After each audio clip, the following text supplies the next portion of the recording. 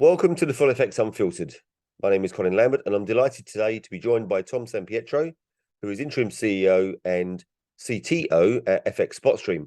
Tom, welcome to the Unfiltered series. Thank you, Colin. Well, happy to be here. Glad we finally managed to find a time we could speak. Yes, yeah. For viewers, this has taken us a few full starts and a few rearrangements, hasn't it? And I guess we're actually going to belie that statement with my first question. It's been a period of change at FXSpotStream with Alan Schwarz stepping down, and it's now, I guess, 6 weeks at time of recording since that event. How far through the process of change are you now as a firm? Well, I think, Colin, we're largely through it. Obviously, I have this interim title, so we're not 100% through it, but certainly in terms of our business and our business plan and our liquidity providers and our customers, we think we are through it, entirely. Listen, I think a couple of things that happened, right? First, I think like a lot of fast-growing fintech companies that, were not necessarily the most profitable. Our board has come and said, hey guys, let's address that. Let's work on our profitability. So there was a plan put forward to address that. But then events occurred that sort of led to people being distracted, right? And making those kinds of changes, right, is really hard and takes a lot of focus and attention, right? So when you're trying to do that, and then you have all this distraction, it's not a very good situation, right? So we didn't communicate our intentions very clearly, okay? And then Alan decided to tap out, right? And so we were left in a situation where we hadn't done a good job of communicating things, and we lost our CEO. And so we took a look at what we were doing. We got a lot of feedback from clients, liquidity providers and clients, that wasn't particularly positive about the changes that had been communicated. So we took that on board, and we made a number of changes, right, rather quickly, right? Because this was all sort of playing out in January, when in theory, we were on a new business model. Yep. We've decided not to go forward with that business model and communicate to our liquidity providers a different plan, which we think is a better plan anyway. Yep. So essentially, right, like we historically were a subscription-based model, right? All liquidity providers were paying a monthly fee, and it was sort of an all-you-can-eat, do all the business you want to do for that fee. That was the model, right? And it was kind of billed as a utility, right? Whatever that really means, right? It was a utility, right? And part of the problem with that worked great for 10 years, right? But, and the idea of the utility, it seems to be, we'll work out what our costs are, and then we'll divide them up among our liquidity providers, and then we'll collect that money, and that's how we pay for things. And it was branded as a utility, right? So we're now more commercially oriented. So we're not working under that approach anymore, right? So now we will charge what we feel the services warrant, and expenses are expenses and revenues are revenues, and they're no longer attached to each other, right? So that's one big change, but we're still a subscription-based business primarily, right? So all our top liquidity providers remain on a subscription plan, right? So that is now still in effect. We put the prices up, like a lot of businesses. We put them up a fair amount, which didn't make everybody jump for joy, as you might imagine. I've never met anyone that likes a price rise. Yeah, because part of the reason why the utility model, while it served as well, one of the flaws in it was, when we wanted to build out that algo suite that we've talked about in the past, right? We had to go to the owners and say, hey, we need money for that, right? Oh, we need a new architecture. The platform we're on is 10 plus years old. It served us well, but it's time to have a big full refresh. And we'll talk about that in a bit, but we're in the process of rolling that out now. But we needed sort of money to do that. So I think maybe the utility model wasn't so flawed, but it wasn't capturing some of these investments that need to constantly be making, right? So I do think moving to a more commercially oriented approach is a better solution long-term for the company, right? Yeah. The other thing that we were hitting is, we have 15 LPs today, right? But clients, part of the feedback that we got, the negative feedback loop we got from clients was they wanted more choice on the LPs. They wanted us to add LPs, right? But it became a situation where it was hard for a new LP to come on, pay the full subscription fee, right? And have it make sense commercially for them. Yeah. Right. So we've added 2 more plans. So we've added flexibility to the way liquidity providers can come on the platform, and we've given them choice. So the first choice is full subscription model, same as it ever was. Yeah. The second one is what we call brokerage supported subscription model, where they pay a lower subscription fee and they get a favorable rate, very favorable rate card, because they're guaranteeing us a subscription fee, right? And they get a very favorable rate card with a minimum brokerage. And then there's a brokerage only plan as well. It still comes with a minimum brokerage fee per month. But now we let the liquidity provider say, I want plan A, plan B, plan C. Yeah. Right. And I guess the thing is, I mean, you mentioned a couple of times there, it's 10, just over 10 years. FXbotStream is just over 10 years old. And this probably is the first major change in the business's history. And Yes. that always comes with a degree of uncertainty, doesn't it?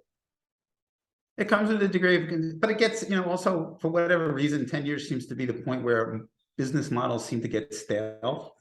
And it's time to refresh it, right? And yeah. So, I think this is really a positive development for us, because I can tell you, I don't want to talk about private conversations, but we have 4 or 5 new liquidity providers that we're in conversations with about coming on the platform, because now they have a choice and they can come on. Our goal obviously is to get everybody up onto a full subscription model. That's the model we like.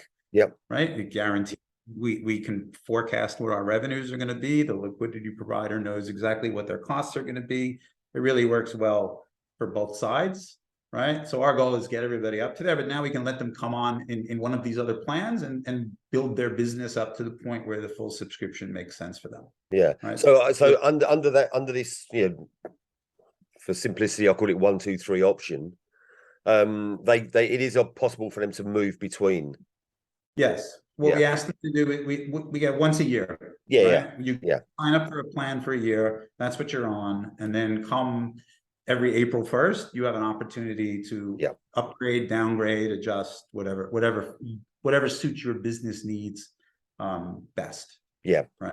Okay. So, I mean, hopefully, as you say, the period of change is largely behind you. How has this affected the plans for FXbotStream going forward in any way?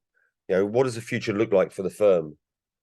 Well, so I think a couple of things. First of all, as we said, things get a little stale after a while. So I think the staff are actually re-energized by the fact that we've got a new plan. People have more optionality, and people are really, the team here is really excited about all these conversations going on with more liquidity providers, right? It's opened up more conversations for them. Right. So that's the first thing.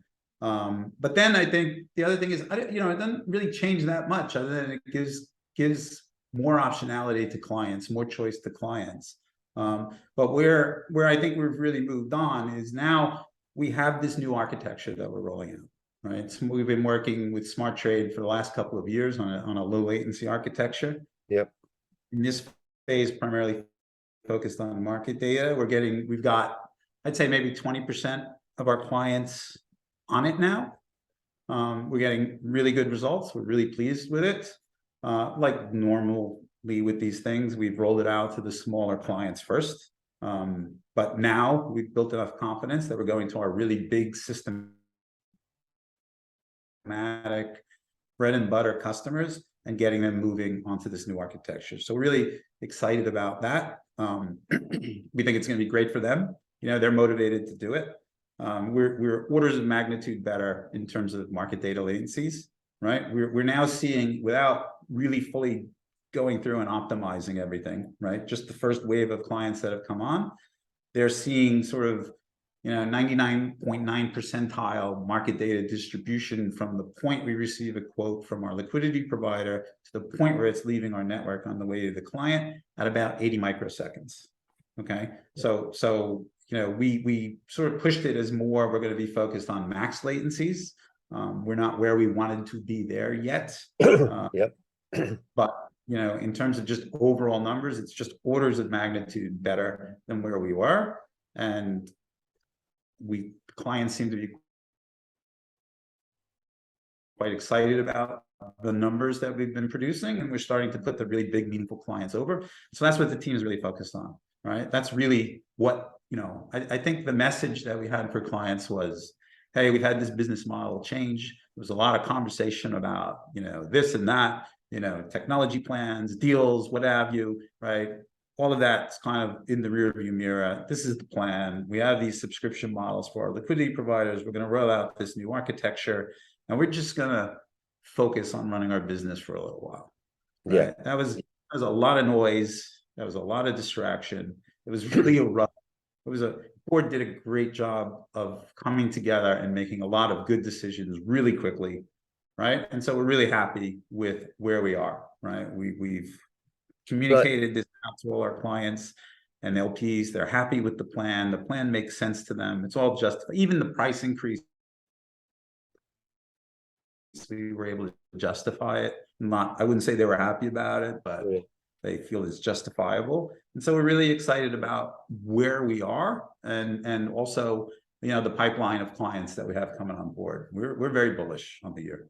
And I guess also the last 2 years has been quite a busy time in product development for the firm anyway, hasn't it? So I guess, your business as usual kind of rings a bell with me, because I'm going, well, actually, I guess you're bedding in a lot of the recent products that you've developed. Exactly, and then obviously rolling out a new architecture is a ton of work, right? And so really had to emphasize to the team, like, guys and gals, we need to focus on this now, right? For this year, that's what we're focused on. Yes, we have more product stuff coming, right? Yeah. We've just put through a number of product enhancements and specs with our vendor Smart Trade.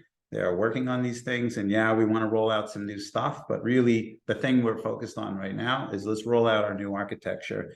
It's going to last us hopefully another decade, right? This is the market data piece. We're also going to this year be working on the order side of the equation. So we're going to get that in our new architecture. And that's a really huge milestone for us, right? And it's a big investment project for us, both in terms of money, time, and effort. Yeah. So effectively then, I mean, it's business as usual for the year. And it seems to me you sound optimistic about the future. I mean, where do you see the opportunities lying, in general terms? To be honest, like, just the opportunity with our again, we do really well with these large systematic funds, right? And we have a pipeline of them. So we're doing some product things to try to diversify the client base a bit, right? We're excited about those things, but really we have a big opportunity right in front of us in our core business right now, right? Yeah. And the sales team have done a great job of lining up a nice pipeline of clients, and we just need to execute. We need to roll out the new architecture. We need to onboard these people. One of the things we're also doing is adding to some staff, right? So we're adding liquidity management positions in the firm so we can be more focused on our liquidity providers, right? So again, just more focus on our business. We'd like to build up a team in Singapore. So there are pockets of opportunity within our existence that we need to be more focused on.